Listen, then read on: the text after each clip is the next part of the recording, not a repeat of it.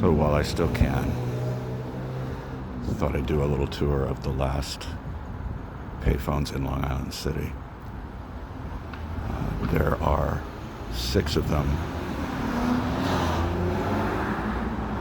all told, in and around 21st Street. This is 21st Street at 43rd Avenue.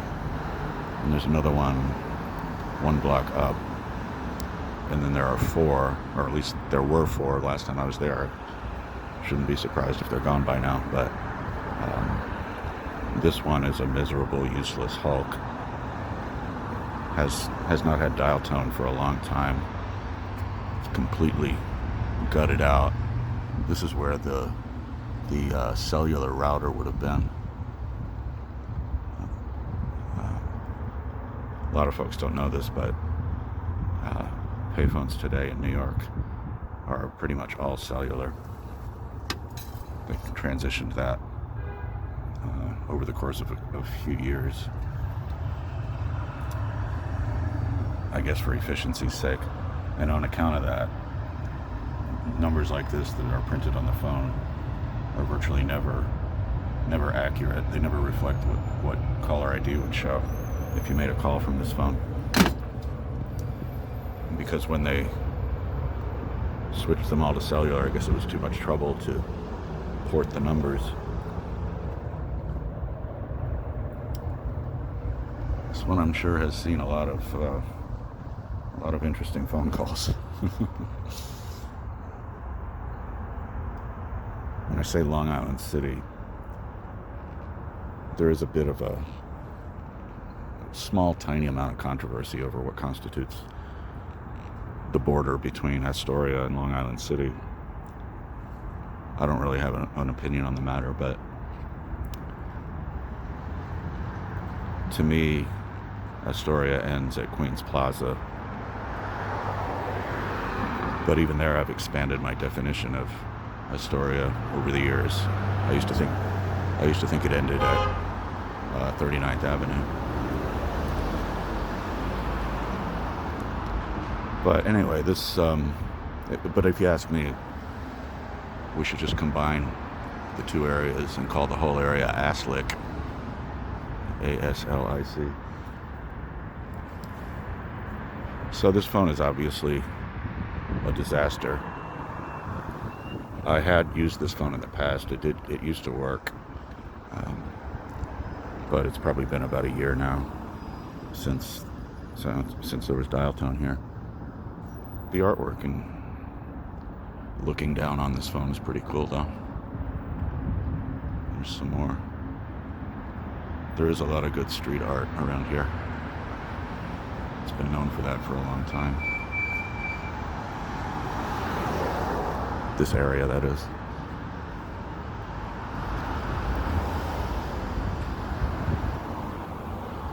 So let's go to the next one. The next one is outside of the LIC Hotel, which I think is still closed for the pandemic.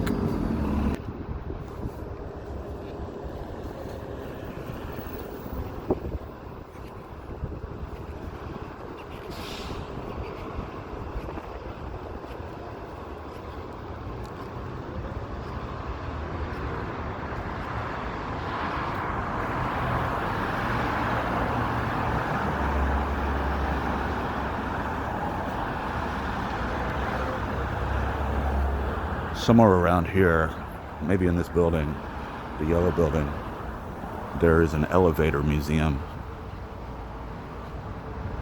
And I've been meaning to, it's appointment only. I've been meaning to hit that place for a long time. I mean, I don't have a particular fetish for elevators, but it just seems like such a unusual subject matter for a museum. Also in this general vicinity, there used to be a Titanic museum, which is said to be the only one of its kind, with authentic memorabilia from that famous ship. So here we have LIC payphone number 2 of 6. And this one is arted up on this panel with what I thought was art in ad places, but it's not. Art in ad places is a not sure what you'd call it, but a bunch of people who replace advertising panels on payphones and on bus stops with art. It's a very ephemeral thing because the art gets taken down almost, within the hour. It's somebody's job to patrol payphone ad panels and bus shelter ad panels for this kind of thing.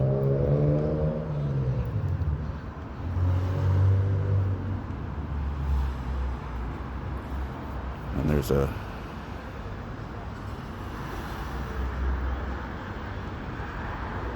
Ronald McDonald House ad. And on this side, this looks like another art in ad places, but it's not. Localized.city. And this one had dial tone last time I was here. And it still does. I'm holding the phone up to the speaker. I don't know if you're going to be able to catch the dial tone, but it's there. Dial tone doesn't always mean that you'll actually be able to make a regular call, but it's a good sign. And it does appear that the LIC Hotel is still closed. Wow. That's probably been since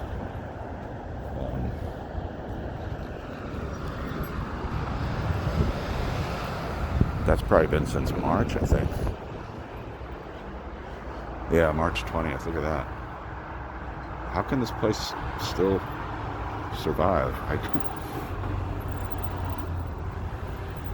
No. Here's some nice lettering. Oh wow, these are gone. These were here, I forget if I was here last week or the week before. But these yellow mats are the new street furniture. These are your signal that there used to be a payphone here. In this case, there were two. I don't understand what the yellow mat is really, if it serves some functional purpose. In the past, when they'd route out a payphone, they would just repave the sidewalk and make it look like there had not been anything there. Then when Link NYC came along, they would replace payphones with these giant plywood pylons. And some of those have been left to rot for a couple of years now. And they're really dangerous eyesores. But whatever the case, these phones were here, I'm going to say a week ago. I'm not sure how long it's been since I was over here. And the one on the left was curious because it, no matter what you tried to call, I didn't try 911, but if you tried like 311 or 411 or anything like that, it would tell you that your U.S. mobile account was had no credits left or something like that. It was really strange. It was because none of these payphones would be on U.S. mobile, so somehow wires got crossed, so to speak, even in the wireless world. So here they were. These were what I call pray phones, P-R-A-Y, and these were of the vintage from the 1980s when the legendary Scratchiti artist, known only by the name Pray, went from every single payphone in New York, according to the legend, and she would scratch words like pray and go to church, read Bible, and love Jesus, and that kind of thing. She was everywhere, and this was one of the last vestiges of that. You could still find go to church, read Bible on these phones that used to be here, but that's gone now. Okay, so they got rid of those two. By the way, this is 44th Drive, just off of 21st Street.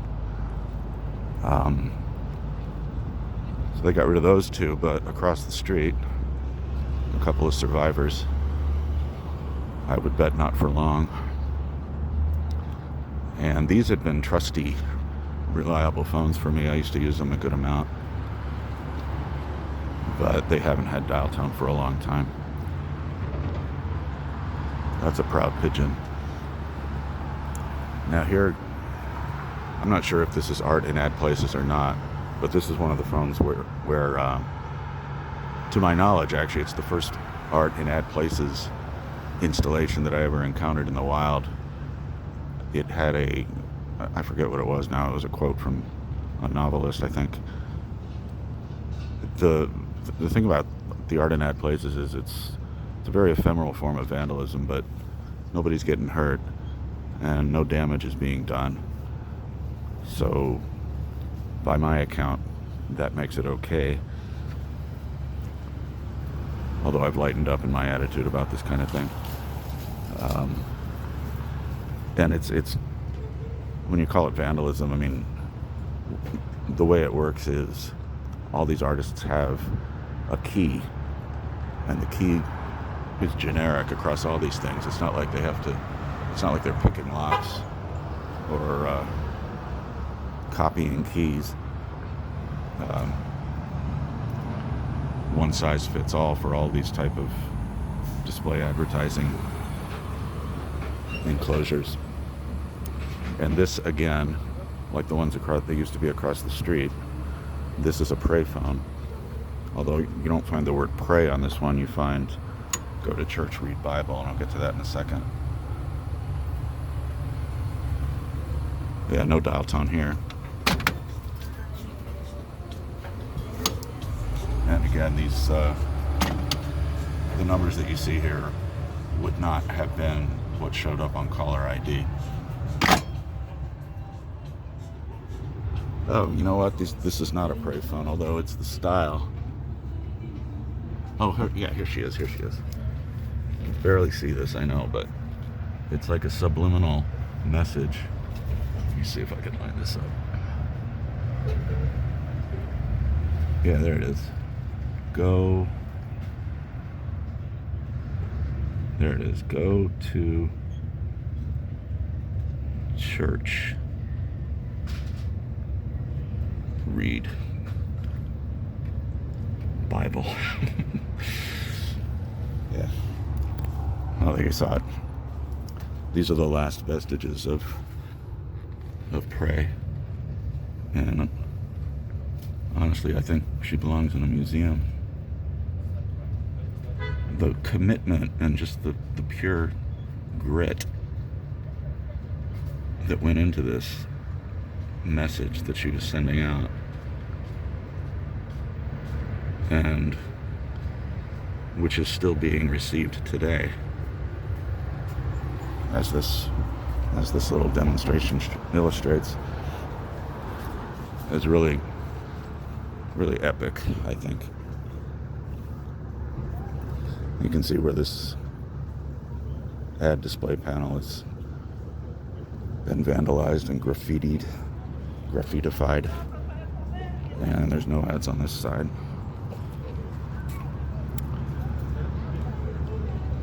But the Payphones, man, I mean, that's a real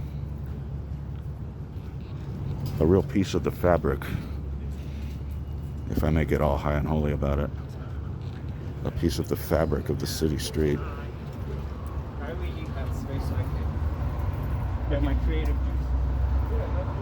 She was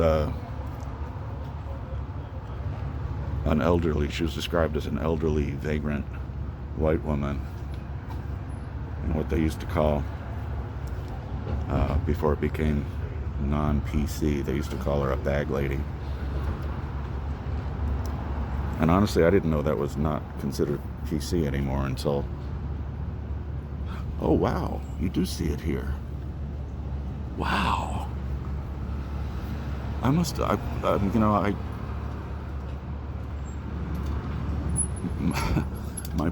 That's her signature. That's her. That's the real thing. How did I must have seen this before and just forgot about it. But that is the authentic work of Pray. And that's going to be gone soon. Yeah, I'm just going to let this sit. I'm just going to take this in for another little bit. I was first made aware of Pray when I was working at Tower Records back in 1991. And the store manager, I don't remember what prompted it, or it doesn't matter, but he just started going on and on and on about this woman who was only known as Pray. And he talked about her with this mix of admiration and astonishment. And he describing her as this crazy old white woman who was writing pray and love God and worship Jesus, that kind of thing, into every payphone in New York.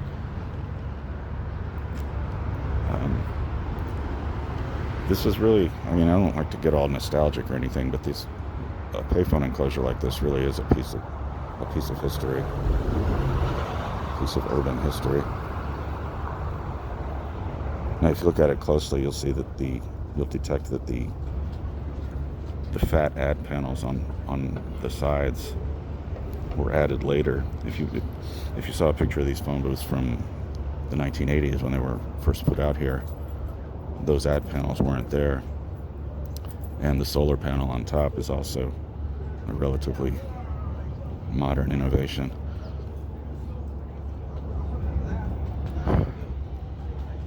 Wow. I'm just going to give one last shout out here.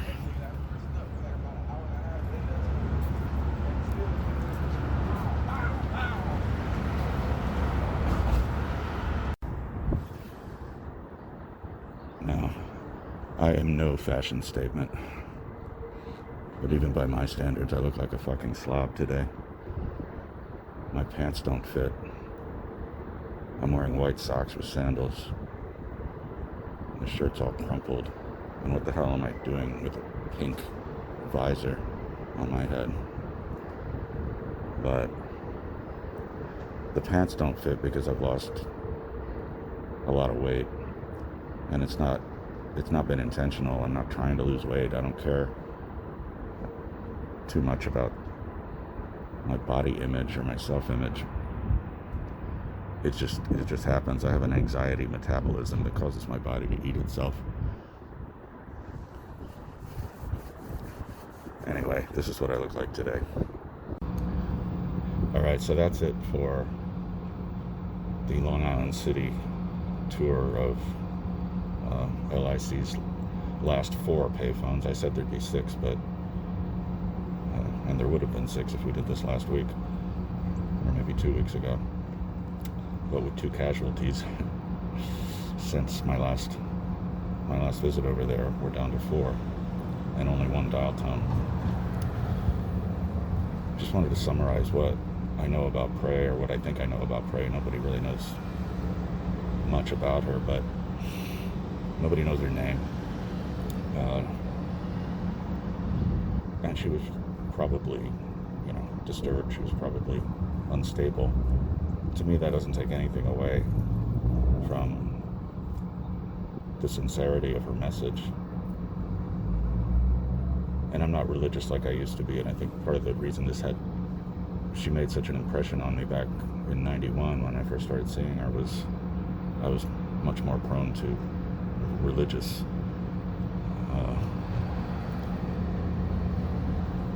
I don't know what, I don't even remember how I would have described myself back then, but religiously ambivalent, but still connected to the church.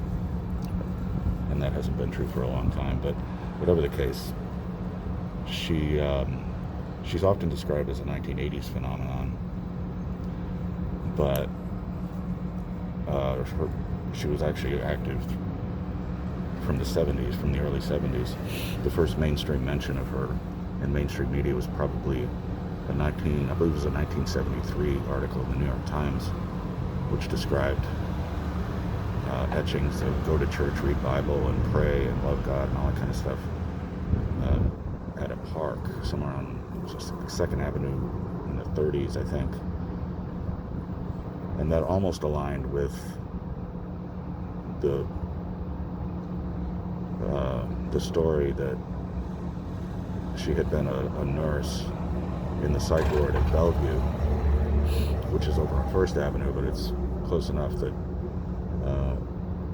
I got myself thinking that Bellevue would be like ground zero for her etchings, but I never found anything there. But yeah, she had allegedly been a nurse in the psych ward at Bellevue, and she just lost her shit in dealing with the patients there.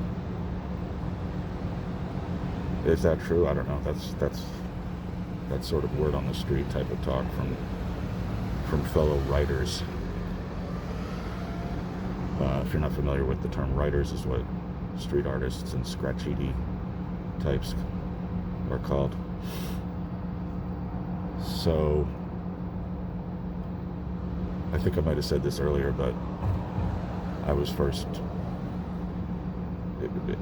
that store manager at Tower Records just one day started going on and on about her with a mix of respect and bewilderment. And from the moment I left the record store that day, it's like I was seeing her everywhere. I was just like, it was popping out of every payphone I saw, or at least it seemed that way. And then it faded, and she faded, and I still find her though, like we just did today. And I was surprised. I was surprised to find this one today, because I didn't think the actual prey was anywhere around here. There's other examples that they go to church, read Bible, but I didn't think there was any of her signature prey anywhere in this area.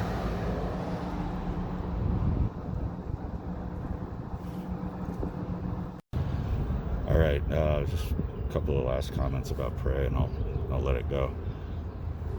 I said nobody knows who she was or what her name was, and she's known today only as Prey. It's possible, but really pretty unlikely, that she might have been arrested or ticketed for doing what she did. And that would be probably the best chance out there at identifying her. But it's hugely unlikely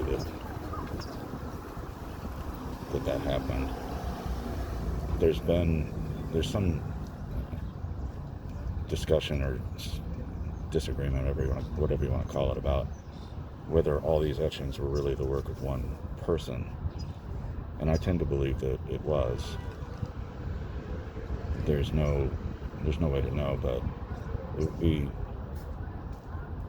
would be hard to keep that a secret among,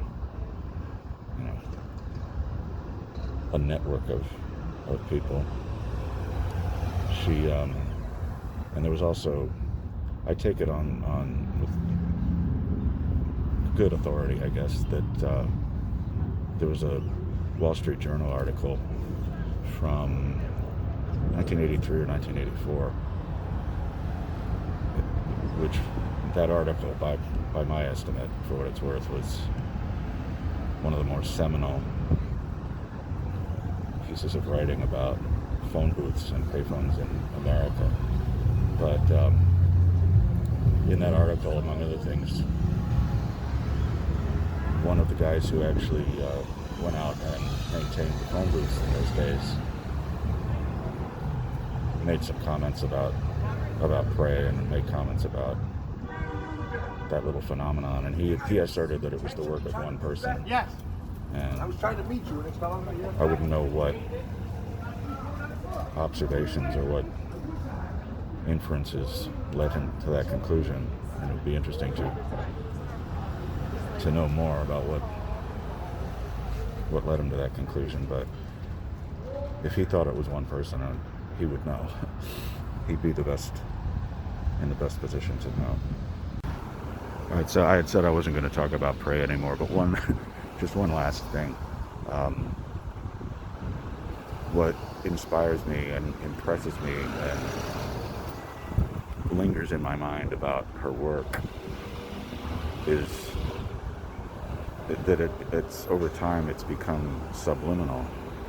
Like the message is still out there, but I've directed people to some of these surfaces, some of these phones and other surfaces where she made her etchings, and people will be looking right at it, right at it, and they don't see it. They simply don't see it. And I remember when I first rediscovered her, might have been like 4 years ago now. I was using an Upper East Side payphone, and it just the light had to hit it just perfectly for it to have registered in my vision. And if it weren't for that little small miracle, if you will, I might have aligned with the conventional wisdom that her work was not to be found anymore on the streets, but it is, at least for now. And not to get prosaic or anything, but it's there if you have the eyes to see it.